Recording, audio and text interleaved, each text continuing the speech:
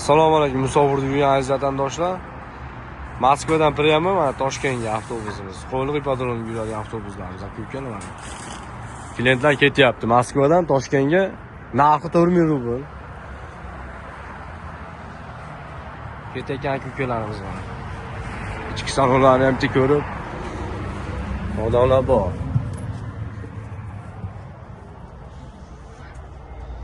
Moskva Toshkent aka-ukalar. Narxi 4000 rubl aka-ukalar.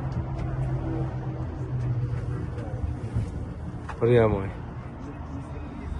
Qalaysiz aka, yaxshimi? Avtobus yaxshimi aka? Nechta gaplashdingiz? 5000.